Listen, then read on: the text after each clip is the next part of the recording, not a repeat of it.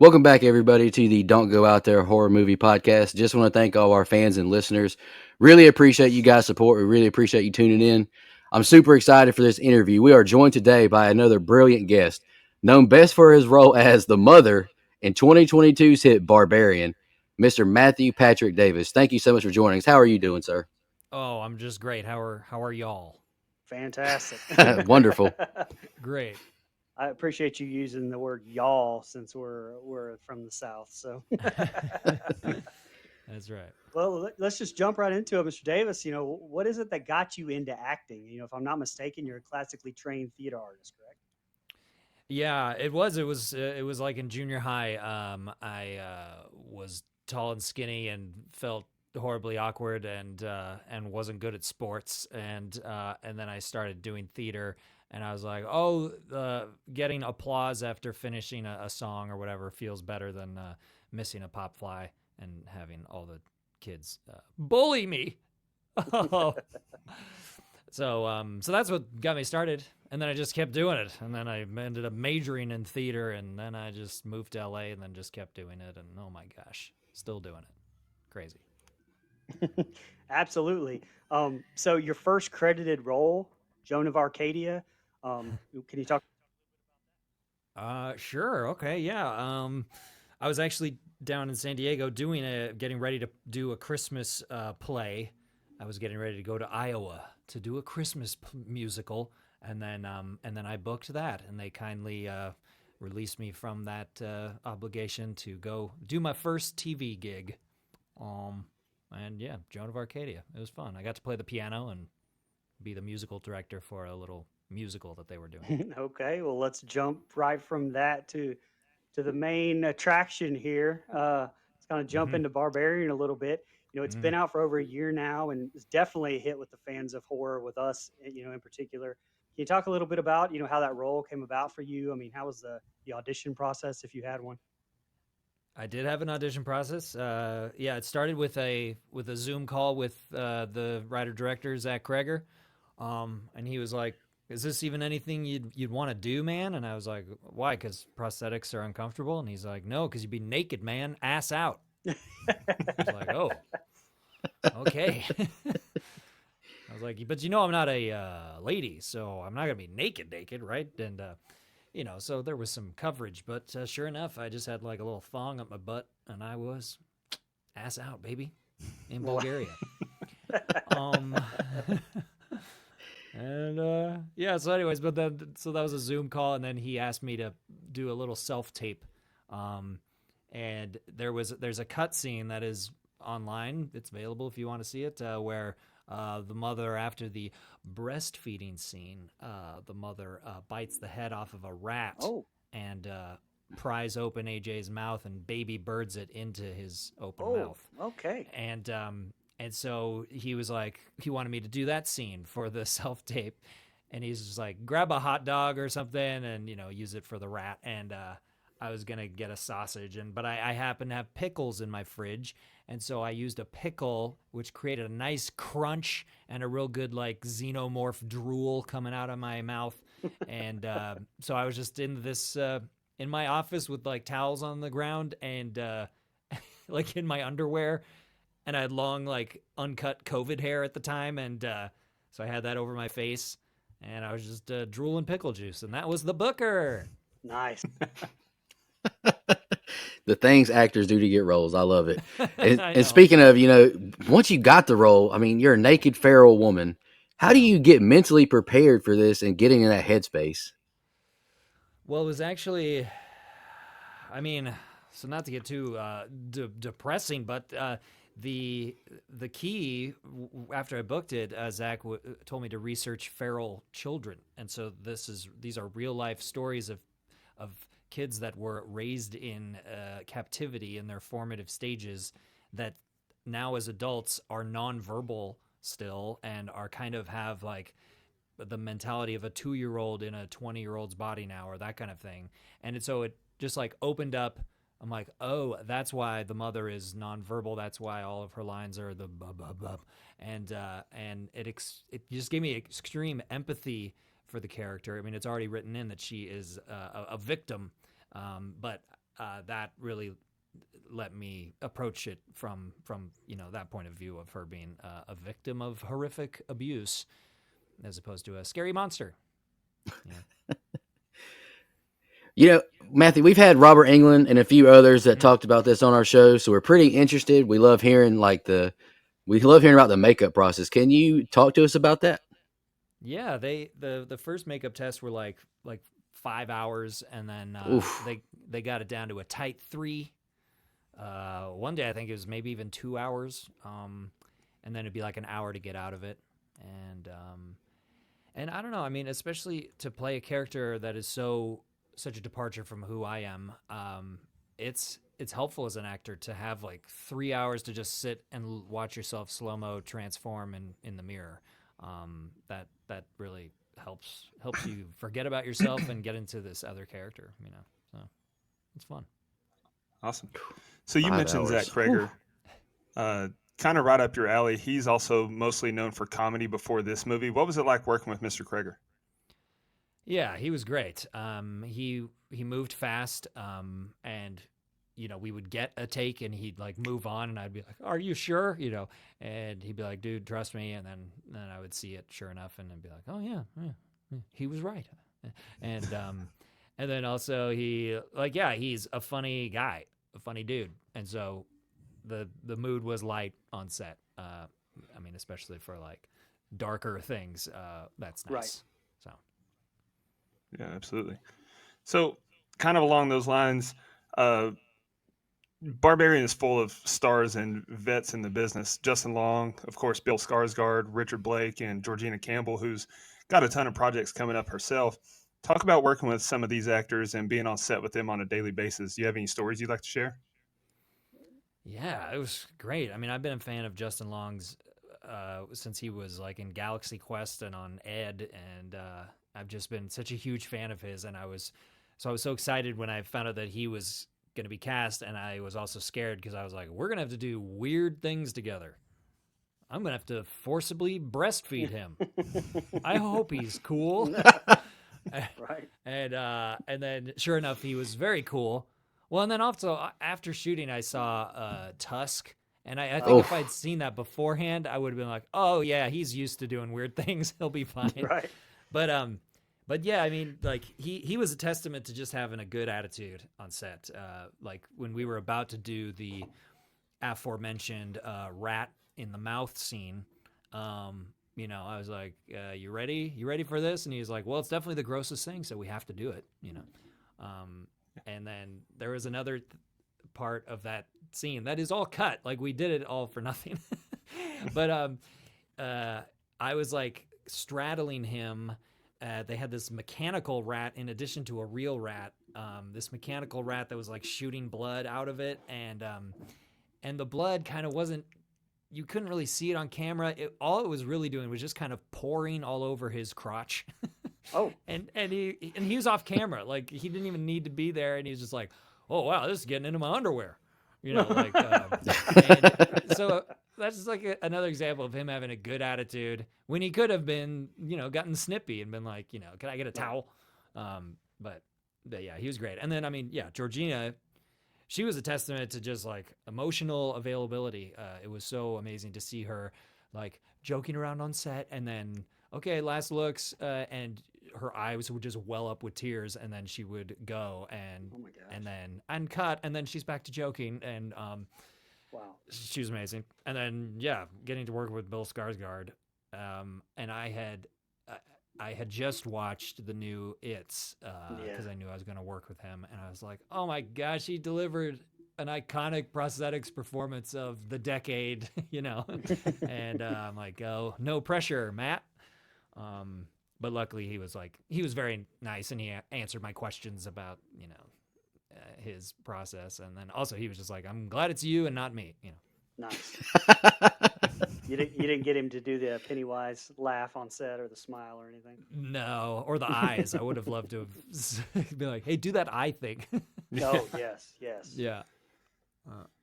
So you're not just an actor, but a writer too. And I can tell you spin a lot of plates. Can you talk a little bit about that and some of the projects you've been a part of in the writing capacity? I know you've also written a few plays and songs as well. Yeah, I in a funny my life is turning into very humorous juxtapositions. Like when I was preparing to go play a large naked feral woman, I was also writing a kids album of songs about dogs. Oh, nice.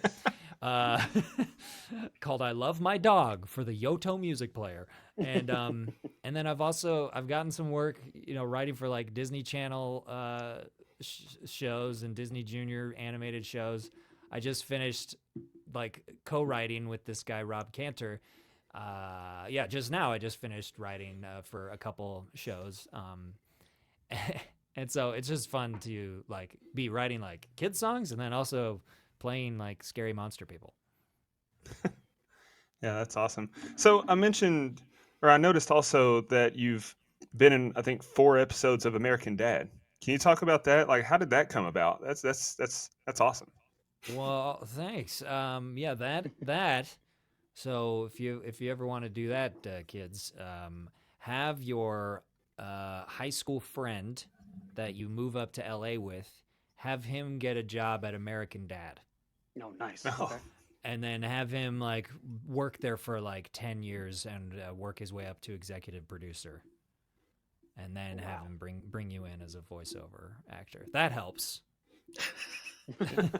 So can you talk a little bit about the process of doing like voiceover as compared to, how does that affect your mindset going into a role?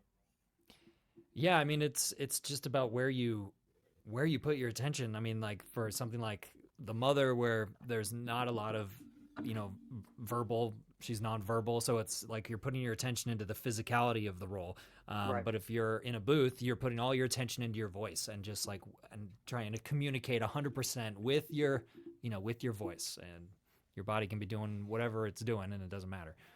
Yeah. So yeah, it's fun. It's fun to spin all the plates. Awesome. But before I ask you about horror conventions, I gotta ask you another question about Barbarian real quick. Mm-hmm. I've seen interviews that Zach Krager's done where it was just happenstance that Barbarian, the letters of Airbnb spell that out, or 476 Barbary Street was, when the Barbarians took over.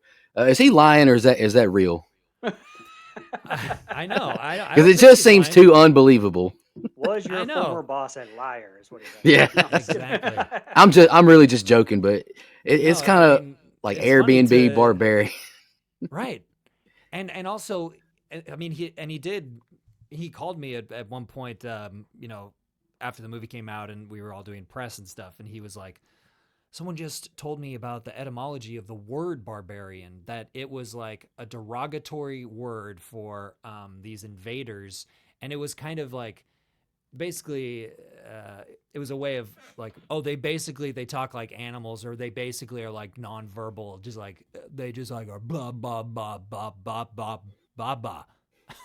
He's like, how crazy is that? I'm like, yeah, barbarian, So I don't know. I do think it is kind of just a weird like coincidence, or operating on some sort of subconscious level or whatever. But it is funny to hear him with his cheeky answer of like, why'd you name it Barbarian? And he's like, well, I needed to save the document.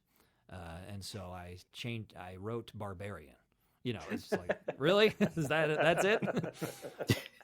Just so many coincidences with that. Yeah. You, like we mentioned, you do a lot of horror conventions, and we've been to a few ourselves. Me and Brian just got back from Spooky Empire last month.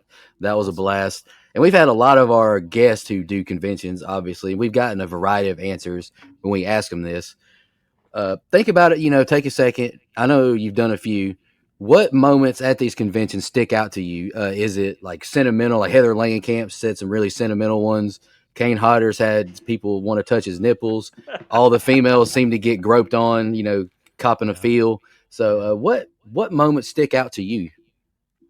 Yeah, I mean, this has been my first year doing these kinds of conventions, and it's been amazing because you get to go there and receive all the love for the film. And Right. like I had a part in it, but then, so many people are like, I love the structure of it and how it just like takes a complete right turn and blah, blah, blah. And I'm just like, well, yeah, I mean, I had nothing to do with that, but Zach Krager, come on down, I mean, the weirdest thing is So like I got this hairy bottle, like a milk bottle, as swag from the studio or whatever, Nice. and so I've been using that in the photo opportunities, just kind of, and I'll be like, "Would you like to be my baby?" And then so now the more conventions I do, the more photos that I'm accruing of me bottle feeding people across this great land of ours. And so I don't know. 2 years ago, I would not have foreseen that being part of my life. But hey, I'll take it. That hair hanging off that bottle is so disgusting. Yeah, yeah. So So hopefully I can what come other- to Florida and see you fine folks. Well, come on. Come on. Okay, I'm ready. I'll put in a word. Spookala follows me. Oh, good. Oh, Yeah, Ta- put in a Tampa. word. Tampa. big shot over here. Nice. I'm there. Do you what other projects do you have coming up? I mean, do you have anything you're working on, anything you're trying to get in that you can tell us about, or some writing, anything you got going on? Yeah, like I said, I did just finish 5 songs for a Disney, 2 Disney Junior shows and Okay. 1 Netflix animated kids show. And then I've also been doing fittings to play a literal demon in a Okay. film. So Nice. in my Okay, next nice.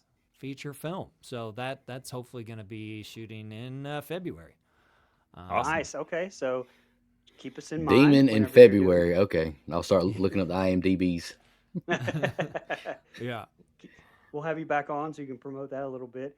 Yeah, that'd be cool. So a while back, we got a cameo intro from you. So you're on Cameo.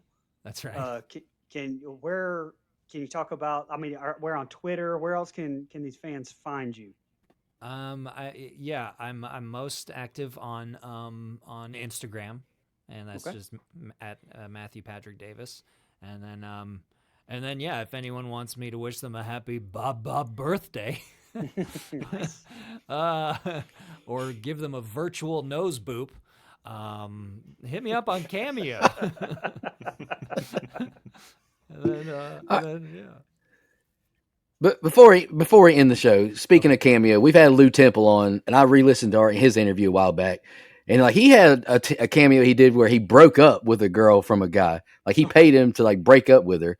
What's the weirdest cameo you've gotten, or they all just been kind of Barbarian-esque? No, there's some weird ones. Yeah, that reminds me of one where it was like, "Hey, I want to send a cameo to my girlfriend, maybe my ex-girlfriend, who she wants to break up with me. Will you tell her not to break up with me?" Oh, Oh my God. that was me. I I'm got- sorry.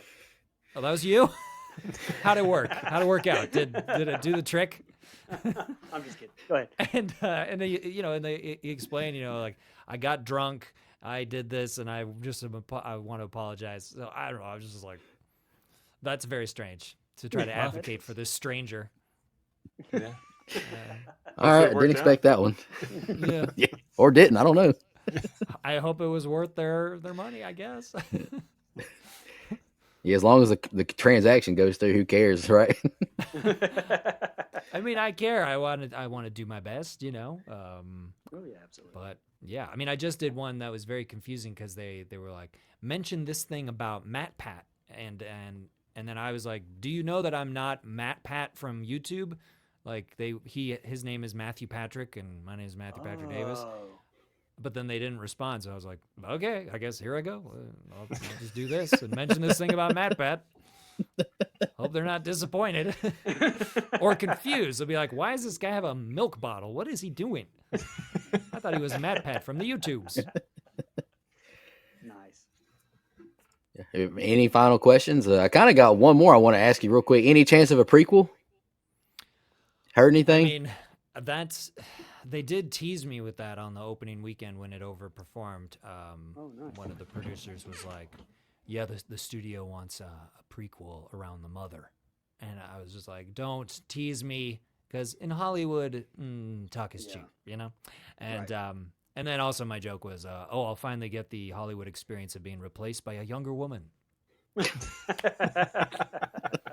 So I don't know. That's Who good. knows? Who knows? That's But it good. has come out that there's going to be a Barbarian video game. Did you see that Oh. was announced? No. No.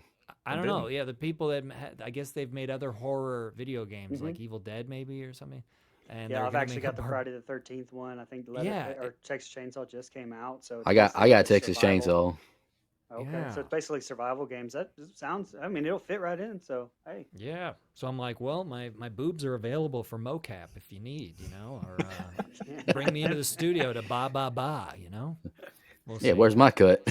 Yeah, exactly. right, exactly. Matthew, I really appreciate your time. This has been an awesome interview. I loved Barbarian. I had a friend of mine in town. He messaged me, asked me if I'd seen it. He said he just saw it in theaters. He said 10 out of 10. I loved it. I didn't expect what happened. I regret not seeing it in theaters, but I loved the hell out of it whenever I first watched it. It was a great movie. Is there any other thing you want to promote before we let you go? Now I don't know. Follow me on Instagram. We Don't can. follow me on TikTok because I don't know how to use it because I'm an old. Same. Hey, same. We're just scrollers. Yeah. Hey, we really appreciate your time, and for sure, if you want to come back on in February or whenever you need to do promotional work, we'd love to have you back. Awesome. Thank you Thanks, so y'all. much. Thank you. Thanks right. again.